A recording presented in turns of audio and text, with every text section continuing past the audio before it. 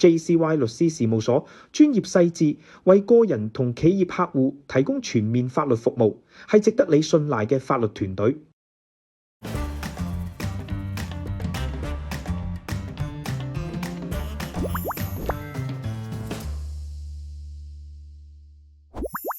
大家好，歡迎你哋收睇澳洲 TVB Anywhere 全新嘅健康節目《破解醫學迷思》。我係你哋嘅節目主持人咪咪號。作為都市人，你哋係咪覺得有時呢度痛嗰度痛呢？所以我哋今日請嚟嘅特別嘉賓係嚟自悉尼嘅麻醉科同痛症科嘅雙專科醫生 Dr. Tony。Dr. Tony 你好。你好咪咪，大家好，我係 Tony。事不宜遲啦，我哋今日要破解嘅醫學迷思係痛症科淨係食止痛藥？痛症科咧就唔係淨係開止痛藥嘅，其實痛症科咧係包括好多唔同嘅服務範疇嘅。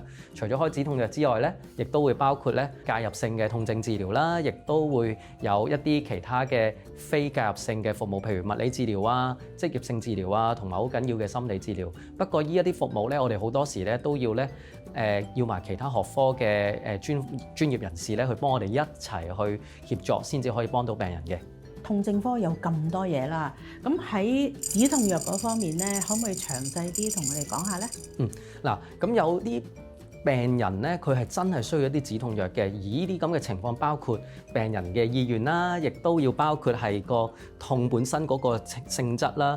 有啲亦都會睇返佢對其他療法嘅療效啦。咁有啲病人佢係佢嘅個人意願，佢唔想做其他嘢嘅，而佢個痛症亦都係比較適合用藥去控制嘅，咁亦都係無可厚非。有啲病人可能佢食藥食到好多反應咁，佢根本就唔適合食藥。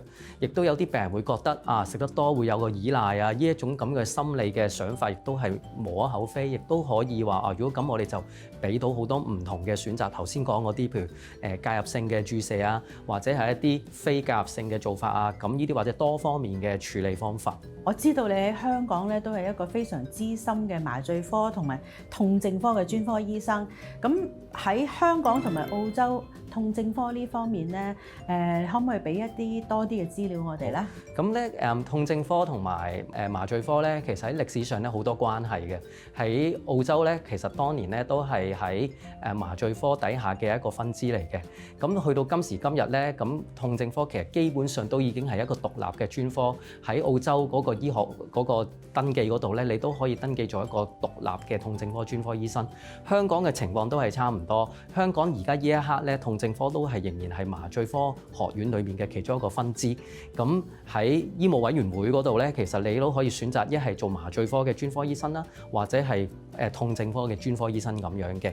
咁唯獨是就係喺澳洲嗰度咧嘅痛症科專科醫生咧，你可以係其他學科去參加嘅，譬如係家庭醫生啦，可以係婦產科醫生啊、精神科醫生啊，甚至乎係骨科醫生。如果你做完你個第一個專科之後，你係好想去深造嘅話，你可以做呢個痛症科嘅培訓。但係咧喺香港方面咧，暫時咧都只係接受麻醉科專科醫生再去深造做痛症科專科醫生咁樣嘅。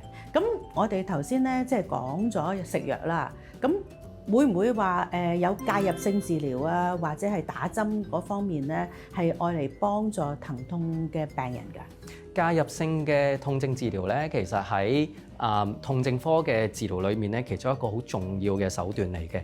但係亦都唔能夠當佢係唯一一個手段，因為如果淨係當佢唯一一個手段咧，亦都唔係一個最好嘅方法。因為我哋下一集我哋都會講痛症科，我哋好着緊病人嘅身心社靈嘅。如果你淨係掛住去做一啲介入性嘅打針治療咧，呢個並不是最好。但係有一啲特別嘅痛症裏面咧，呢一啲咁樣嘅療法咧，其實係可以相當有效地去提升翻病人嗰個生活質素啊，減低嗰個痛楚啊，亦都可以減少佢對病藥物嘅依賴咁樣嘅。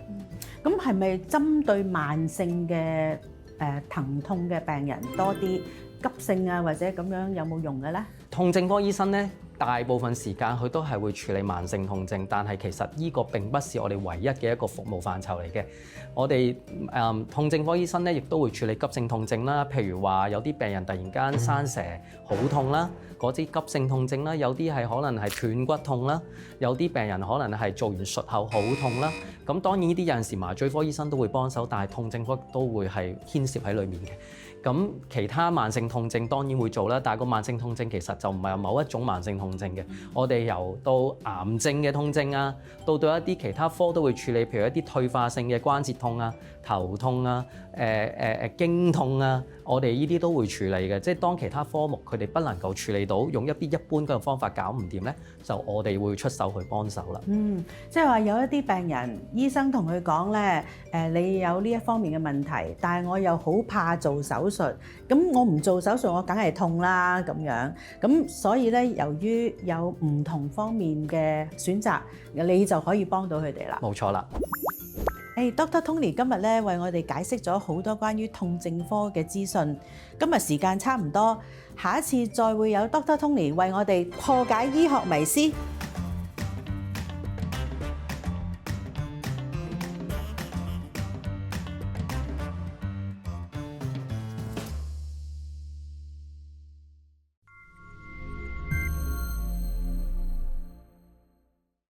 JCY 律師事務所專業細緻，為個人同企業客戶提供全面法律服務，係值得你信賴嘅法律團隊。